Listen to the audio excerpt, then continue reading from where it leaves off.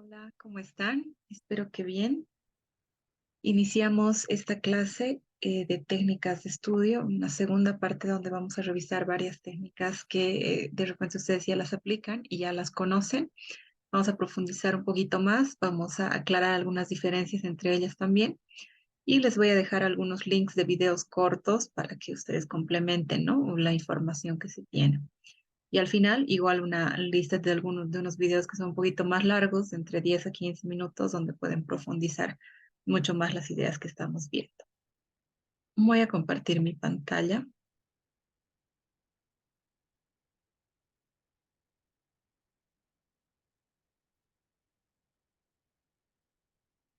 Bien, en esta segunda parte seguimos en la unidad 2, técnicas de estudio, toma de apuntes y organización de material. Vamos a ver los siguientes puntos. Vamos a ver las fichas, apuntes, subrayado, resumen, esquema, cuadro sinóptico, descodificación o decodificación, observación y mapas conceptuales.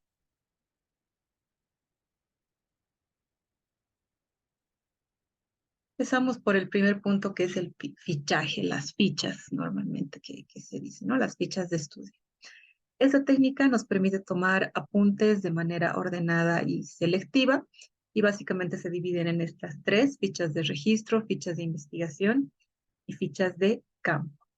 La ficha de registro normalmente se trata de captar información de los textos que tenemos, ¿no? La información básica del texto. El primer tipo de ficha de registro es la bibliográfica, donde se registran los datos más importantes del libro, ¿no? Y ahí está el ejemplo que ustedes pueden ver, donde está el nombre del autor, está el título de la obra, está el lugar de la edición, ¿no? Normalmente país, estado, departamento, dependiendo. Luego está la editorial y el año de publicación y el número de páginas que tiene el documento, ¿no? Esto nos sirve para tener referencia de los datos principales de los libros que estamos leyendo. Otro tipo de ficha de registro es la hemerográfica, donde igual se registran varios datos de artículos que aparecen en diarios, en periódicos o revistas, ¿no? Otras publicaciones periódicas. La estructura es similar: nombre del autor, título del artículo, nombre del periódico, que está subrayado, ¿no? Y precedido por la palabra en México DF, Revista de Cultura y Actualidad. La fecha de edición con algunas características de la revista, ¿no? Por ejemplo, el número 8 puede ser, y el número de páginas de ese artículo específico. Luego tenemos las fichas de investigación, que igual van a tener algunas características distintas. Estas fichas nos permiten captar ideas fuertes de los textos que estamos revisando. En este primer tipo tenemos las fichas textuales que sirven para hacer una copia textual de información, ¿no? Normalmente se utilizan comillas, como cuando se cita en un trabajo, ¿no? Se abren y se cierran comillas y se tiene que anotar las referencias de la fuente bibliográfica en la. Aquí tenemos el ejemplo, por ejemplo, ficha, número, ¿no? Y vamos a ir clasificando las fichas que tenemos por números. Aquí están las referencias del libro, el nombre, el título y las páginas de donde estamos sacando la ficha textual. Aquí está el nombre del texto, ¿no? O la idea general, si se quiere, del texto que se está revisando, y aquí ya está la copia textual. ¿Cuáles son las ventajas de estas fichas textuales? Es que tenemos una fuente de información que puede ser creciente y flexible, ¿no? Podemos ir aumentando, si se quiere, esta ficha y podemos ir referenciando otras cosas. Luego nos ayuda a tener una consulta rápida. En vez de estar buscando todo el libro, podemos revisar directamente las fichas que a nosotros nos han parecido importantes. Luego podemos cotejar las citas de los autores consultados, ¿no? Respecto de ciertas temáticas, podemos comparar incluso cómo es que piensa un autor respecto de otro, ¿no? Mm, respecto de un tema, mejor dicho, un autor y otro autor. Luego o podemos recoger de forma independiente todos los aspectos que queremos estudiar y estructura, ¿no? De alguna forma toda esta información ordenada y lógica.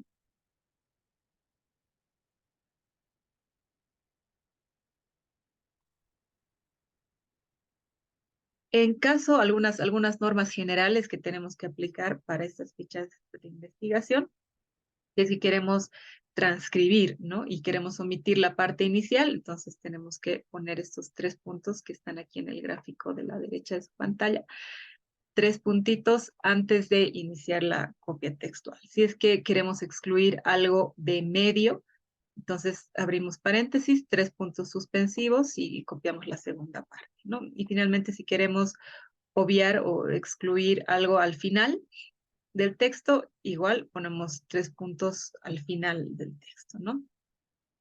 En caso de que hay una palabra o frase subrayada, nos indica el libro de referencia que estamos utilizando que debemos copiarla en similares condiciones, es decir, igual, ¿no? Si está subrayada en el texto, la tenemos que copiar subrayada.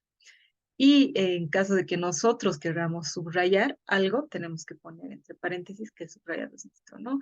Estas normas, digamos, son generales, obviamente, si es que se quiere trabajar en una investigación metodológicamente rigurosa, ¿no? Si es que es un poco más para nuestro estudio y demás, podríamos ser un poquito más flexibles. Luego tenemos la ficha resumen, que va a captar las ideas más importantes del texto, de un texto extenso, ¿no? Por ser resumen, tiene que respetar las palabras y opinión del autor, y esa es la diferencia de una síntesis que vamos a ver más adelante. La idea es que podamos respetar las palabras del autor, pero resumir estas ideas, ¿no? No tiene que ser textual, y por eso es que no está entre comillas, aquí está el ejemplo. ¿No? Hacemos un resumen de las ideas principales y abajo también tenemos que referenciar autor, el nombre del texto y la página de donde estamos extrayendo el resumen.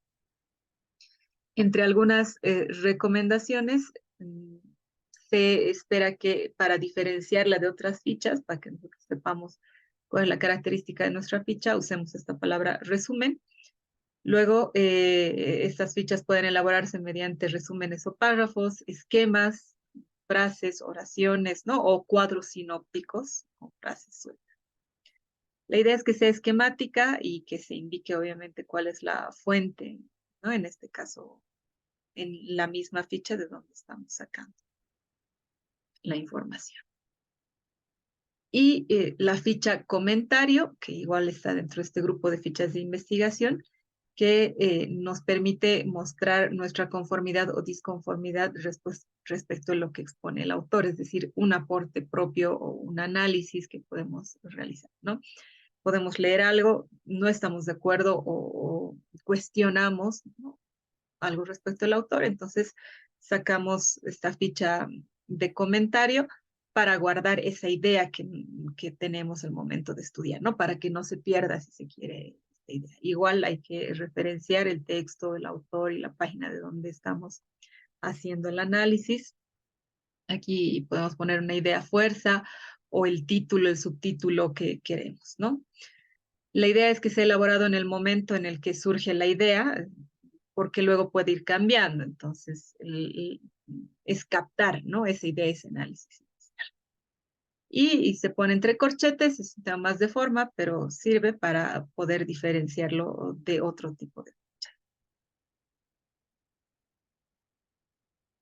Luego podemos hacer fichas combinadas, obviamente en función de de nuestros requerimientos, las características del texto que vayamos a estudiar. Aquí tenemos 2 ejemplos de una ficha textual y un resumen, y una ficha textual y comentario, donde en una misma ficha tenemos la primera parte, una copia textual, y abajo un resumen, ¿no? Igual hacemos la referencia del autor, el texto y la página. Y lo mismo con la ficha textual y comentario, un texto copiado tal cual y abajo un comentario nuestro con la referencia. Y la ficha de campo, que normalmente eso nos sirve cuando hacemos algún trabajo de campo en la universidad, se hacen proyectos de interacción y demás. Entonces podemos ir a un lugar, ir a una comunidad, y hay cosas, aspectos que observamos que quisiéramos capturar y dejar como un pequeño resumen. Entonces ahí podemos utilizar estas fichas de campo, ¿no? que no corresponde al quehacer bibliográfico, pero sí es una interesante técnica para recopilar y resguardar si se quiere información. Entonces, hacemos con la misma estructura, similar estructura, el contenido de la información, el lugar, la fecha donde se ve, se observa la información y un pequeño texto que resume, ¿no? Sintetiza lo que hemos visto o lo que hemos experimentado. Y abajo, los nombres iniciales del investigador o de la investigadora. Mm, la idea es tener como un fichero, ¿no? Ese fichero puede ser físico, puede ser digital. Las técnicas antiguamente, esa técnica antiguamente aplicada era tener fichas en cartulina, por ejemplo, ¿no? Escribir y ahí hacer manualmente todas estas anotaciones y estos resúmenes que te dice que puedes hacer en este fichaje. Ahora podemos utilizar un montón de aplicaciones que hay en Internet. Notion tiene también la opción para poder hacer fichas. Podemos sacar formatos de fichas de Canva, por ejemplo, ¿no? O armar nuestras fichas en Word, en Excel o PowerPoint, que tiene un poco también esa forma de ficha, dependiendo de la comodidad de cada uno, ¿no? Entonces, a medida que vas leyendo, vas transcribiendo o vas copiando y pegando cosas, citas textuales, ¿no?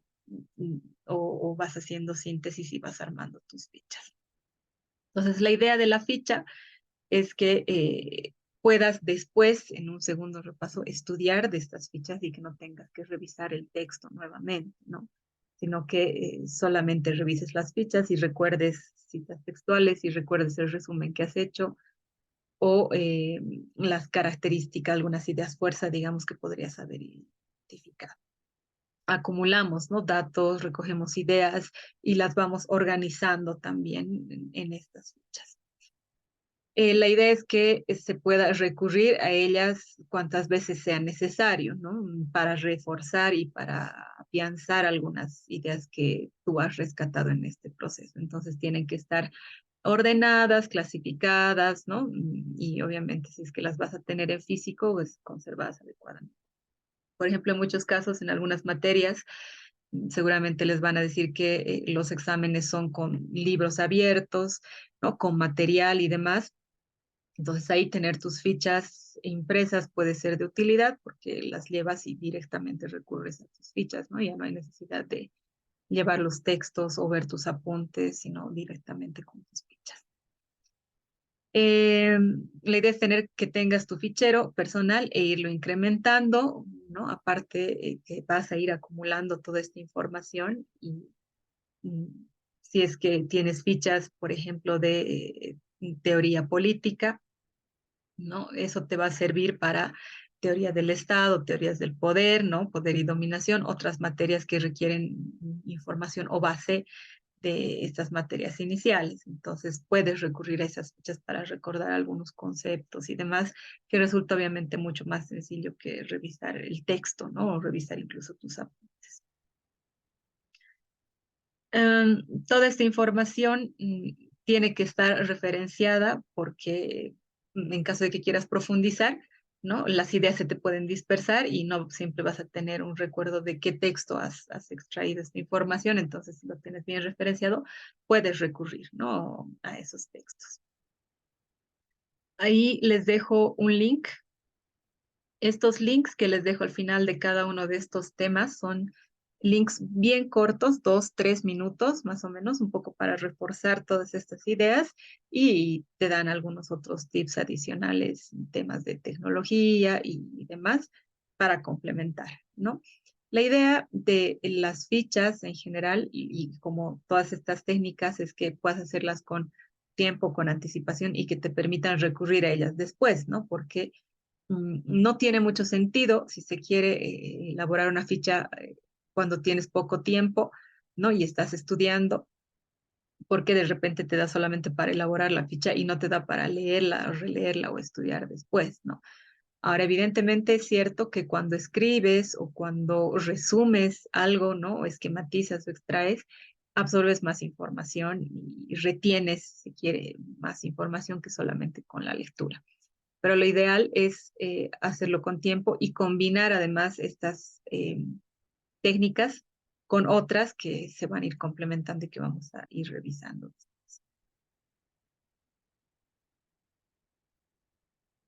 Pasamos al siguiente punto que son los apuntes. En el caso de los apuntes tenemos que tener, digamos, claridad respecto de que estos son un medio que es auxiliar al estudio, ¿no? No es un fin en sí mismo tomarlos.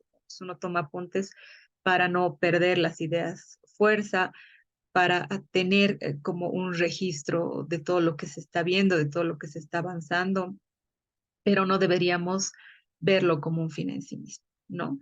No tendríamos, como dice aquí, ser esclavos de los cuadernos, sino que estos deberían ayudarnos en todo caso. La idea es que estos apuntes sean claros, coherentes, sistemáticos, legibles, ¿no? Sobre todo, y que nos permitan una comprensión y retención adecuada del mensaje. Entonces, aquí hay algunas características deseables que deberían tener todos sus apuntes.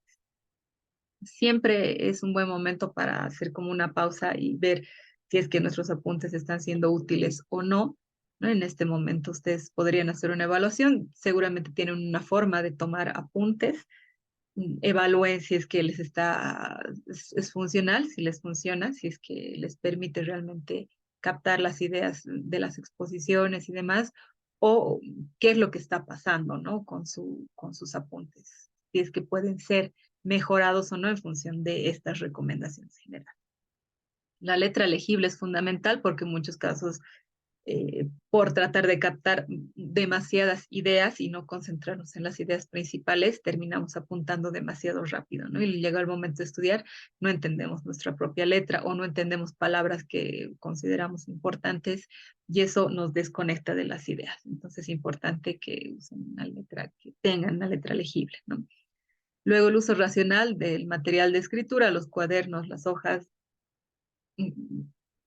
el hecho de poder captar las ideas principales en las exposiciones va a ser clave, ¿no? Porque hay personas que toman apunte de absolutamente todo lo que se dice. Entonces, ahí no se está haciendo un uso racional de todo el material, ¿no? Sino que se escribe y se escribe y se escribe y al final igual las ideas se van a terminar dispersando.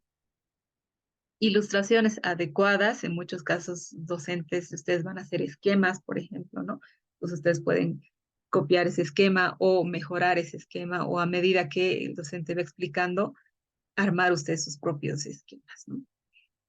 Luego, los espacios, márgenes prudentes para agregar comentarios posteriores o anotaciones complementarias. Eso es importante porque igual un error que se comete es escribir de extremo a extremo, ¿no? Todo lo que vamos escuchando, todo lo que se va registrando, y llegado el momento cuando vuelven, digamos, a una explicación anterior, a un punto anterior, no tenemos dónde anotar, ¿no? O si es que nos damos cuenta de la idea fuerza después de anotar varios puntos, no tenemos cómo registrar esa idea al principio, ¿no? Entonces siempre dejen un poco de margen, enseguida vamos a ver una forma, un método de dividir las páginas, pero traten de dejarse márgenes y espacios también prudentes entre uno y otro, entre una y otra línea, para que puedan agregar algunos comentarios después o identificar algunas ideas, ¿no?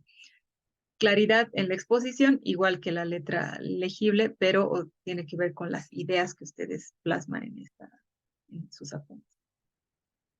Buen uso del idioma y empleo del lenguaje adecuado, que eso es como general, no una recomendación general, eso debería ser aplicable a todas las técnicas que ustedes tengan. Y un apropiado uso de las abreviaturas para anotar con rapidez también cuando sea necesario, ¿no? Eso a veces es importante, pero que ustedes recuerden esas abreviaciones o que las manejen de manera recurrente, ¿no? También es importante. Luego otro tema importante, y esto como recomendación, porque a veces en la transición del colegio a la universidad se cometen ese tipo de errores, la toma de apuntes, el proceso de tomar los apuntes tiene que ser definitivo, ¿no? Y en la universidad ya es muy complicado que ustedes tomen apuntes en borrador en la clase y pasen esos apuntes a limpio en su casa, ¿no? En muchos casos en colegio hasta a veces nos dicen que hagamos eso, ¿no? Que presentemos nuestros apuntes en limpio como parte de tarea. Entonces, ahí se pierde tiempo y en el caso de la universidad, como hay tanta información, el método de cada docente es distinto y normalmente tienen muchas materias, no unas más complicadas o más densas, digamos, que otros. Entonces, resulta muy difícil eh, tener apuntes en borrador y pasarlos a limpio, ¿no? Como en una versión más bonita o mejorada. Entonces, siempre trate de tomar apuntes definitivos y que eso les sirva después para estudiar, ¿no? La idea del contenido, la organización, aquí hay algunas características que ustedes tienen que considerar, que la presentación sea ordenada y jerarquizada, ¿no? En las ideas. Siempre si pueden utilizar colores o si pueden subrayar, ¿no? Las ideas principales respecto a las ideas secundarias, los títulos respecto a los subtítulos, ¿no? Alguna diferencia o numerar 1.1, ¿no? Ese tipo de cosas van a ayudar a que visualmente ustedes puedan separar esta jerarquía de las ideas. Luego los títulos, subtítulos y textos deben tener unidad, deben tener coherencia. Para eso es importante que ustedes vayan siguiendo, ¿no? La explicación del docente. A veces el docente puede estar explicando un título y luego pasa a otro y si ustedes no se han dado cuenta que es otro título, lo pueden poner como subtítulo, ¿no? O como un subtema. Y ahí es donde el apunte se desordena, no hay esa unidad y llega el momento de estudiar, hay esa confusión, ¿no? De que, cuál era el título principal, cuáles eran sus subtítulos y demás. Entonces, la atención obviamente tiene mucho que ver en eso, ¿no? Luego, utilizar elementos de realce, eso ya va a depender de cada uno, ¿no? Muchos pueden utilizar colores variados para tomar sus apuntes, otros pueden utilizar dos colores, rojo y negro, rojo y azul, azul y negro, ¿no? Esas son técnicas que ustedes ya pueden haber adoptado.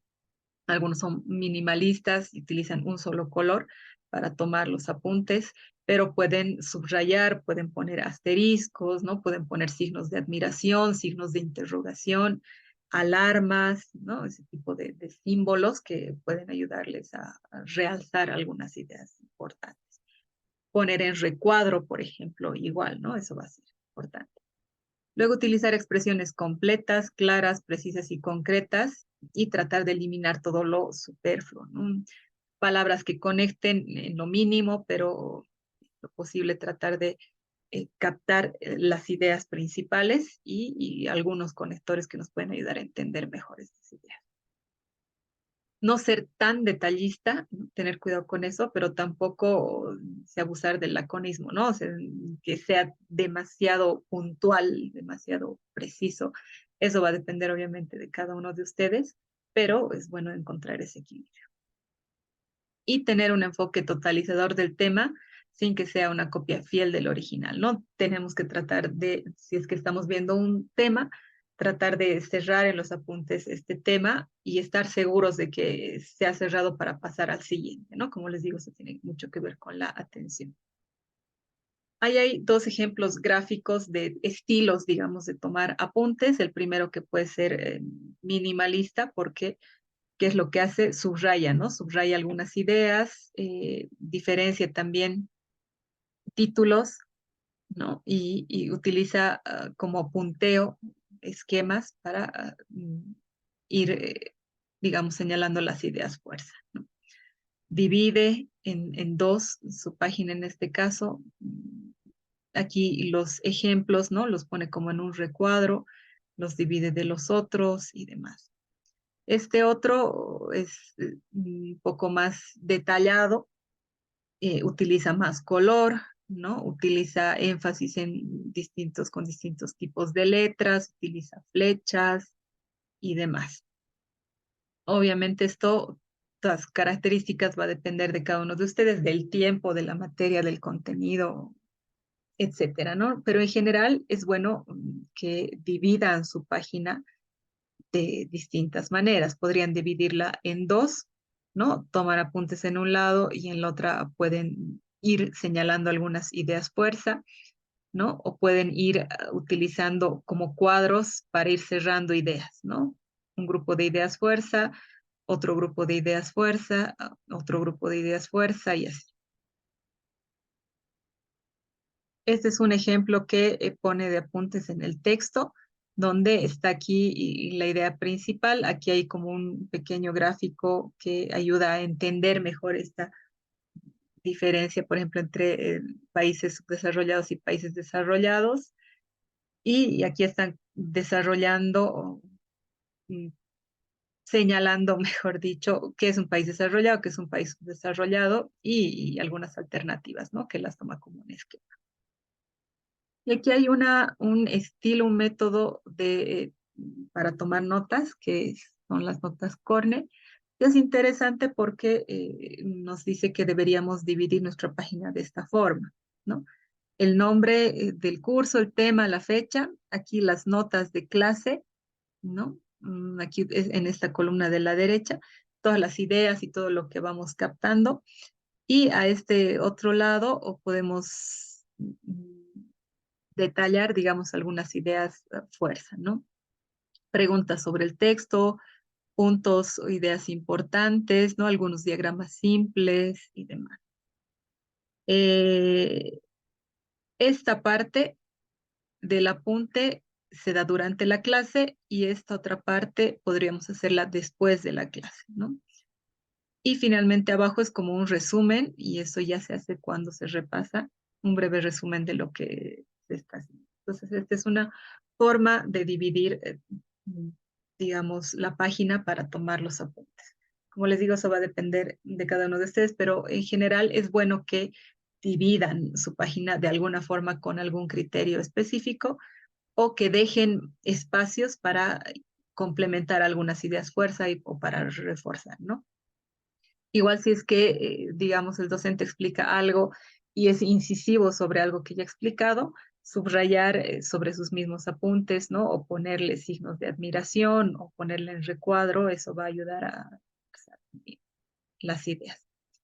Es importante que si es que les cuesta, digamos, retener años o nombres, igual, ¿no? Pongan como algunas señales para que eso llame la atención en sus apuntes. Una fecha que les den un año específico o el nombre de alguna persona, de algún actor en algún hecho histórico, ¿no? Alguna referencia de algún texto. Entonces es bueno que ustedes lo repasen, lo subrayen o lo pongan en recuadro para que visualmente el momento de estudiar eso llame su atención. No traten de no hacerlo muy llano, de escribir y escribir una línea después de la otra, ¿no? Sino recurren a más elementos visuales que les permitan comprender mejor. Algunas recomendaciones respecto a la toma de apuntes. Tenemos que tener la capacidad de seleccionar los puntos principales y eso va a ser fundamental, ¿no? Podemos tratar de expresar lo que nos está explicando el docente en nuestras propias palabras y a partir de eso señalar los puntos principales, ¿no? De lo que se está leyendo, de lo que se está escuchando y hacer una síntesis. Entonces eso nos va a permitir asimilar mejor la información. Pero si es que mm, tomamos apunte de absolutamente todo lo que se nos está diciendo, hay alta probabilidad de dispersión, nos vamos a dispersar y llegado el momento de estudiar de esos apuntes, igual, ¿no? Vamos a perder la referencia de las ideas principales. Entonces es bueno que con la práctica, obviamente, vayamos identificando cuáles son estas ideas principales a medida que se nos va dando toda la información, ¿no? Evitemos tomar demasiados apuntes y ustedes van a ver, han debido ver en sus clases, ¿no? En el colegio, si es que en nuestra carrera y demás, que hay personas que están tomando apuntes todo el tiempo, ¿no? Y eso evidentemente depende de la forma en la que uno tiene de asimilar. Muchas personas asimilan mejor las cosas cuando escriben, ¿no? Es cierto. Pero en lo posible traten de identificar estas ideas y de no perderse demasiado en las cosas, ¿no? Eh, esto es importante porque por tomar demasiados apuntes pueden omitir lo esencial, ¿no? O la idea que se está tratando, la discusión principal de la clase. Entonces tenemos que saber seleccionar este mensaje. Luego deben organizarse para que se entiendan bien. Los apuntes bien organizados normalmente tienen como esquemas, ¿no? Y eso va a ser fácil para el momento de estudiar de esos apuntes, que podamos tenerlos bien ordenados, porque igual, ¿no? Podemos perdernos durante el momento de estudio. Y ordenar los enunciados de los apuntes para ver la relación que tienen entre sí, ¿no? Si es que hay alguna jerarquía, podemos físicamente, ¿no? Escribir una primera línea y darle un margen para escribir una segunda idea, darle otro margen para escribir una tercera idea, todas relacionadas, ¿no? Tendrían que estar las tres relacionadas, pero en distinta jerarquía. Ese tipo de cosas nos van a ayudar bastante, digamos, a mejorar nuestros apuntes.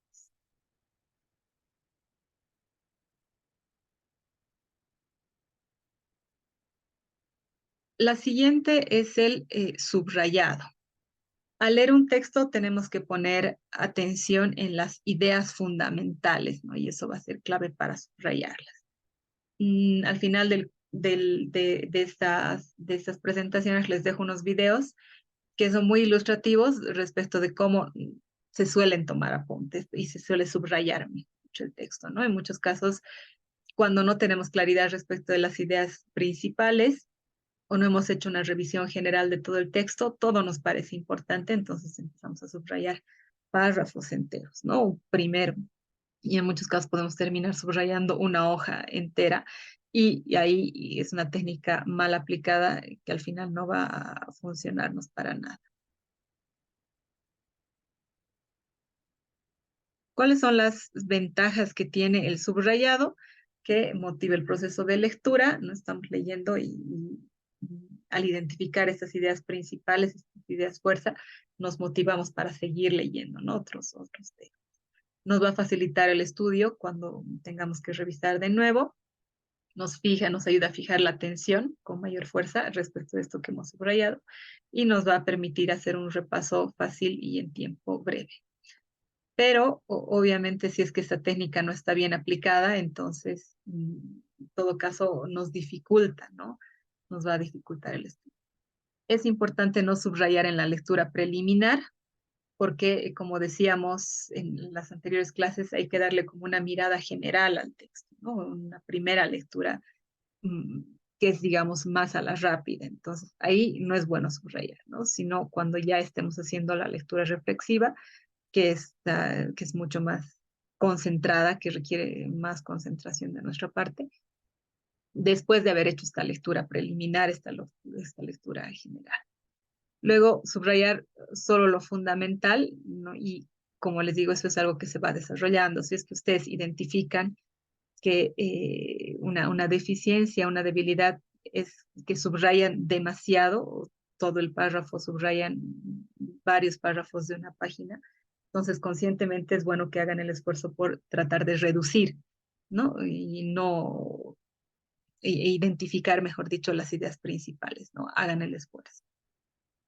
Lo que está subrayado tiene que tener sentido en sí mismo.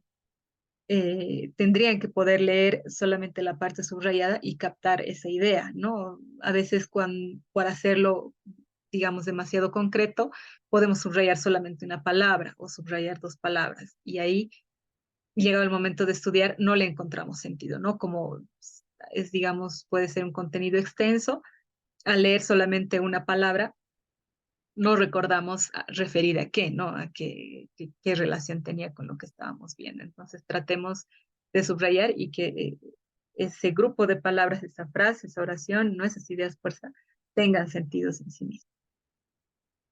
Podemos utilizar asteriscos, ¿no? Hacer flechas, poner flechas a los costados para complementar también algunas cosas. Y si queremos destacar, porque también puede darse un párrafo íntegro, entonces podemos poner corchetes, ¿no? Una línea vertical al margen, y de repente ponerle una palabra o una frase corta que nos recuerde por qué estamos subrayando todo el párrafo, ¿no? No está mal subrayar o resaltar, si se quiere, todo un párrafo, pero no tendría que ser como la costumbre. Si es que hay algo con lo que no estamos de acuerdo o algo que no estamos entendiendo en nuestra lectura, es bueno ponerle signos de interrogación, ¿no? Claros al margen y a la altura del texto cuestionado. Esto igual nos puede servir para, llegar el momento de la clase, hacer las preguntas al docente, ¿no? O sacar como un criterio propio respecto de esto, de ese texto que estamos cuestionando.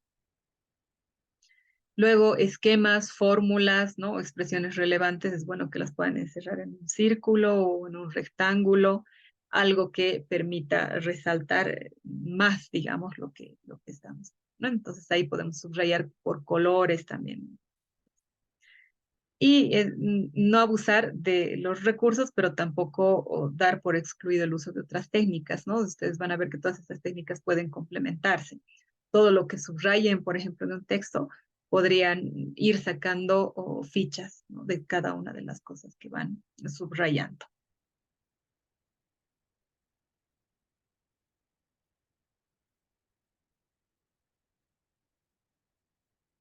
El resumen.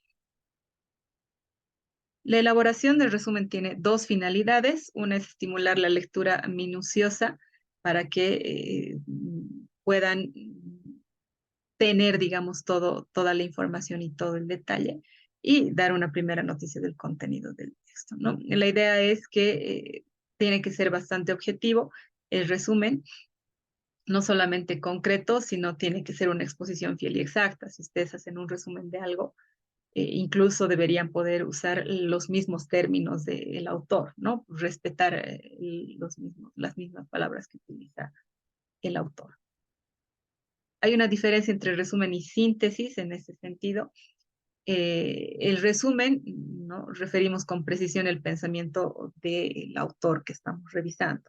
Exponemos brevemente, sacamos los elementos esenciales, ¿no? Y reconstruimos el tema, pero en palabras propias del autor. Entonces tenemos que tener dominio del tema para hacer el resumen, ¿no?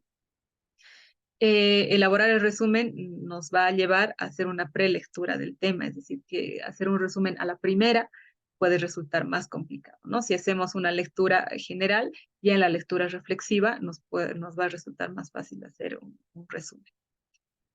Si es que hemos subrayado las ideas principales, después de la lectura reflexiva y el subrayado, nos va a salir mucho más fácil hacer un resumen, ¿no? Entonces hay que seguir ciertos procedimientos de análisis.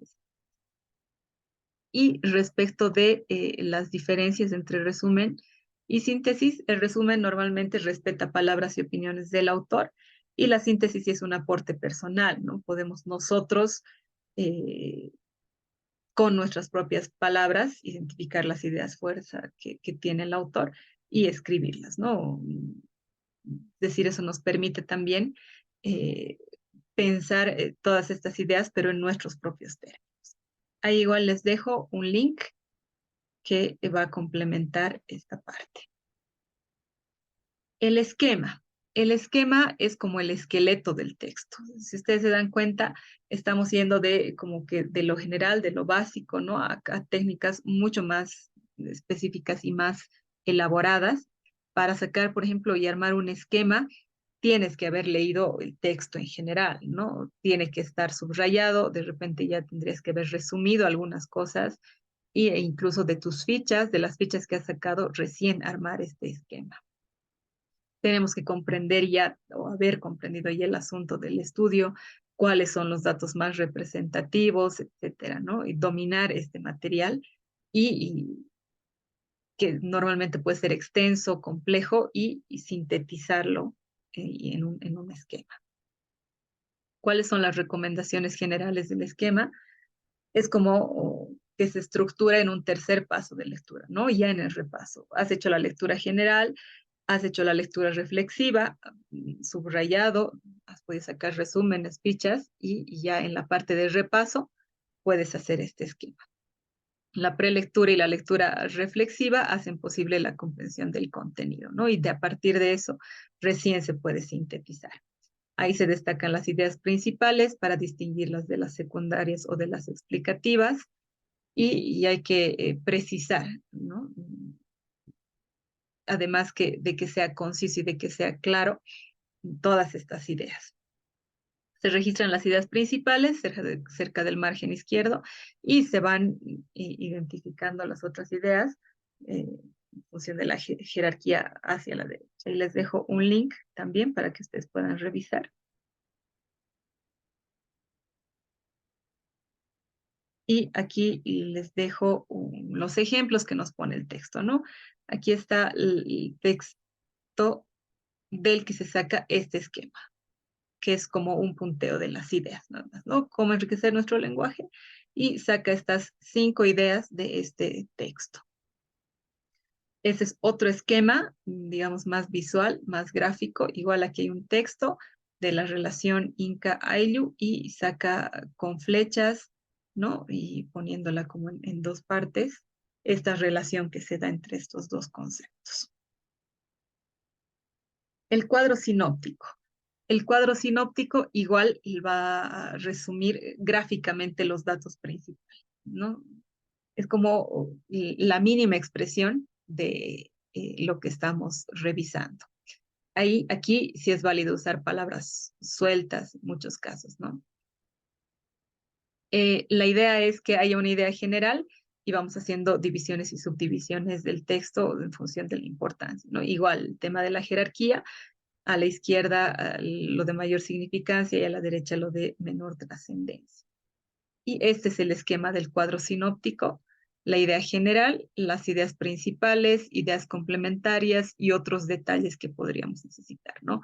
Nombres, fechas, datos, pueden ir en la parte de detalle, ¿no? Que estén directamente relacionados con las ideas principales y las ideas complementarias. Entonces, para llegar a este nivel de realizar un cuadro sinóptico, tendrías que haber leído todo el texto, tendrías que haber hecho una lectura reflexiva del texto, haber subrayado estas ideas, ¿no? De repente con colores, la idea general, las ideas principales, las ideas complementarias con otro color o con algún símbolo, signo de diferenciación, ¿no? Y lo mismo con los otros detalles que pueden ayudar a entender. Entonces, a partir de este cuadro sinóptico, digamos, de un texto extenso, puedes recordar lo más importante ya para el momento del estudio. Ahí les dejo un link también que puede ser de ahí. La decodificación o descodificación es una técnica interesante porque se trata de hacer como un análisis de algo más visual, ¿no? Hacemos este acto de pensar, de conocer respecto de un código. Y es útil en el caso de la ciencia política, por ejemplo, para temas de marketing político, no análisis de campaña y demás. ¿Cuáles son los pasos de la decodificación o la descodificación? Tenemos que enumerar los elementos, descripción del código e interpretación de la situación presentada. Por ejemplo, cuando ustedes ven un banner en época de campaña, ¿no? Ven al candidato, ven los mensajes principales, incluso pueden ver la forma en la que está saliendo en la foto, ¿no? El partido, los colores, entonces ahí se hace un análisis de ese banner o de esa gigantografía, digamos, que podemos ver para tratar de captar el mensaje principal, ¿no? Cuando ustedes van por la autopista, por ejemplo, ahí van a ver gigantografías, por ejemplo, que saca el gobierno central respecto de proyectos que se están ejecutando, ¿no? Entonces ahí van a ver como una lógica que tienen la mayor parte de esas gigantografías. Está la imagen del presidente, está el nombre del proyecto, ¿no? Planta procesadora de papa, por ejemplo. Hay una fotografía de la planta o una fotografía de la planta en construcción con los beneficiarios, ¿no? De las comunidades, por ejemplo. Está el monto, la inversión en millones de bolivianos y el lugar en el que se está implementando. Entonces, puedes ir viendo en el camino, ¿no? Cuánto se está invirtiendo, la lógica es industrialización, ¿no? Porque hay muchas gigantografías sobre industrialización y en distintos departamentos, ¿no? En Pando, Tarija, Potosí y demás. Entonces hay un mensaje que se está transmitiendo en todo ese recorrido y es una, digamos, técnica interesante para, en el caso de la ciencia política, para estos temas, ¿no? La observación. La observación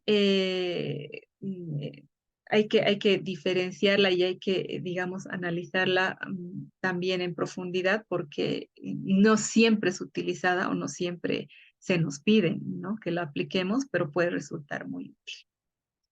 Conocer por observación o experiencia, nos dice, o conocer por razón y lógica, son modos distintos de conocer, pero se vinculan, ¿no? En muchos casos en la ciencia política vamos a utilizar más la razón o la lógica. Vamos a leer textos, vamos a ver historia, vamos a revisar teoría, ¿no? Y vamos a tratar de aplicarla a la realidad. La observación y la experiencia puede ser más aplicable a la medicina, por ejemplo, ¿no? La química y otras ciencias más de ese tipo, ¿no? Entre las exactas, entre otras, de enfermería, por ejemplo. Pero igual en nuestro caso puede ser de utilidad la observación y es bueno que pensemos, ¿no? En esta técnica también como alternativa. Normalmente cuando observamos algo, tenemos como un prejuicio respecto de ese algo y podemos perder objetividad, ¿no? La idea es que hagamos este esfuerzo porque nuestra observación sea pura y limpia de todo. Y normalmente la mente va a trabajar con elementos racionales, ¿no? Pero tenemos que hacer el esfuerzo por tratar de mantener objetividad. La idea de la observación es que podamos hacerlo con todos los sentidos, no solamente ver, ¿no? Sino la forma, el color, el tamaño, sino el oído, sonido, ruido, olfato, gusto, tacto, ¿no? Todo lo que se pueda. Requiere ejercicio y atención, también una habilidad y actitud investigativa, y tendríamos que aplicar esta observación desprovista de prejuicios, ¿no? Además de registrar lo observado. Un ejercicio sencillo que les pongo como ejemplo de observación, que en algún momento nos hicieron hacer, justamente, fue que en la crisis del 2003, por ejemplo, habían en San Francisco, estaban instalados mineros y campesinos. Entonces nos dijeron, vayan y observen actitudes, observen, escuchen comentarios que hacen de qué habla la gente, vean expresiones en los mineros, ¿no? La forma en la que están vestidos, qué cosas tienen, con qué cosas han venido, ¿no? Y observen cómo están los campesinos también, cómo están organizados, si están comiendo, están mascando coca, de qué están hablando, hay hombres, hay mujeres, cómo están vestidos, etcétera, ¿no? Nos dijeron que hagamos ese ejercicio de observación. Entonces uno iba y para empezar podían haber prejuicios, ¿no? Respecto de estos dos grupos. Pues la idea era un poco abstraerse de ese prejuicio y tratar de captar la mayor parte de información. Entonces tú ibas y en medio de los mineros había muchas cosas que tú podías identificar, captar, ¿no? Escuchar, ver, que podían ser distintas de los campesinos que estaban ahí cerca, ¿no? O que podían tener mucho en común. Entonces ese es un ejercicio de observación, ¿no? O cuando hay un tema de resolución de conflictos, por ejemplo, ¿no? Mesas de negociación, es importante que un politólogo vaya y esté atento a microexpresiones, ¿no? Lenguaje corporal, a los mensajes que se están transmitiendo, a cómo van cambiando las opiniones respecto de unos actores, como que reacción, ¿no? Ante la respuesta de otros actores y demás. Entonces, es una técnica que puede ser ampliamente explotada, pero que no siempre se la utiliza así como debería ser, ¿no? Los mapas conceptuales. Los mapas conceptuales distintos de los mapas mentales, que también los vamos a ver, representan estructuras conceptuales y proposiciones que han sido construidas por ustedes, por los estudiantes, ¿no? El mérito principal es que ayuda a aprender, ¿no? Y por tanto nos desconecta de ese aprendizaje memorístico que en muchos casos se refuerza en el colegio. La idea es relacionar estos conceptos, ¿no? Y organizarlos de manera conceptual. Y esta representación no es única, ¿no? En muchos casos tiene que ver directamente con el esquema mental de cada uno de los estudiantes. Por eso cuando se les piden mapas conceptuales, hay infinidad de formas en las que se representan estos mapas conceptuales, ¿no? Y depende de la forma en la que la mente de los estudiantes está captando toda esta información. La idea del mapa conceptual es que vaya de lo general, ¿no? Hacia algunas ideas mucho más específicas. Entonces, pero tienen que estar unidas, todos estos conceptos tienen que estar unidos, normalmente por líneas, por bloques, ¿no? De una u otra forma, pero que se vea esa conexión de todas las ideas. La principal ventaja es que pone en actividad la memoria comprensiva, ¿no? Porque después de haber aplicado todas las otras técnicas o varias de las técnicas anteriores, recién podemos hacer un mapa conceptual.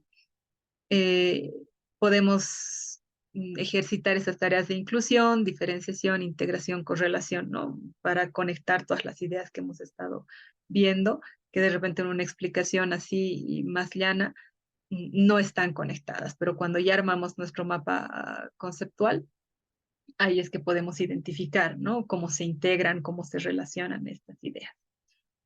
El éxito de esta técnica es que tiene que haber un cambio metodológico y actitudinal también de quien aprende, ¿no? De hecho, se dice que nuestra mente en realidad aprende así, por bloques, que le resulta mucho más difícil aprender y leer cómo están los libros, ¿no? Por eso es que cuando uno arma un mapa conceptual, varias de las ideas quedan mucho más fijadas que si es que lees un texto de corrido y nada más, ¿no?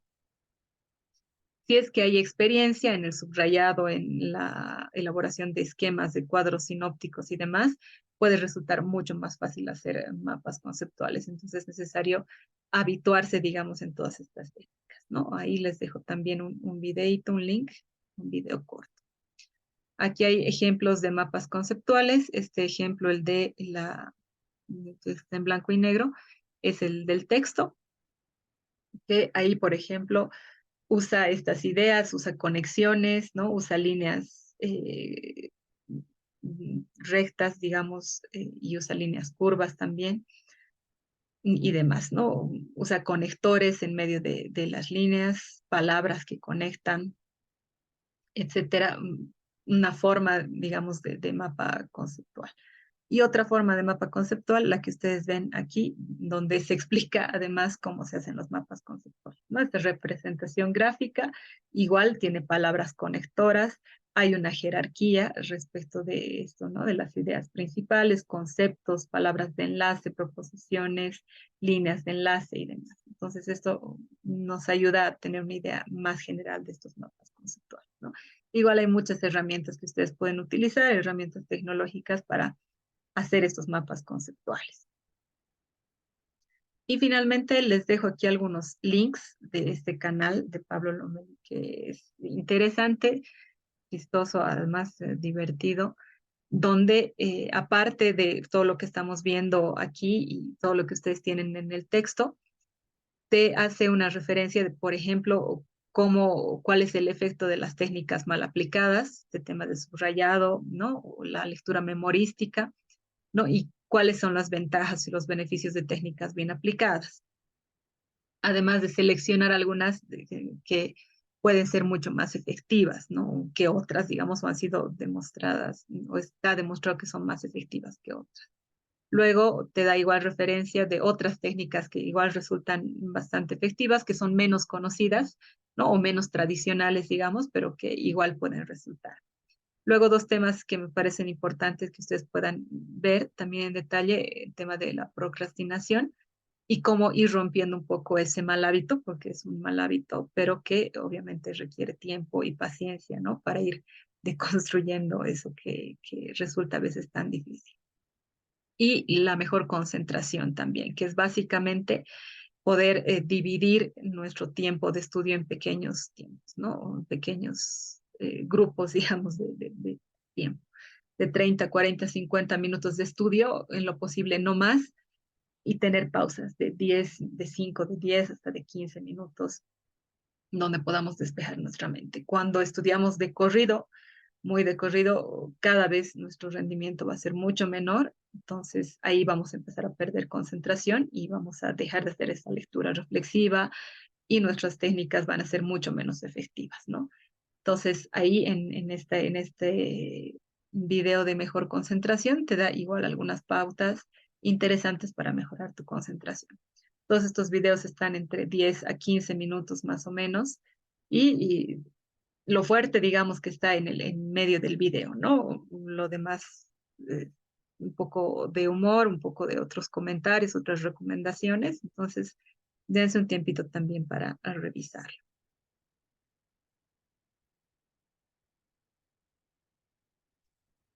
Bien, con eso terminamos esta presentación y la siguiente clase vamos a continuar viendo otras técnicas que igual se aplican y que pueden ser un poquito más elaboradas o menos conocidas también. Sí, nos vemos hasta la siguiente clase.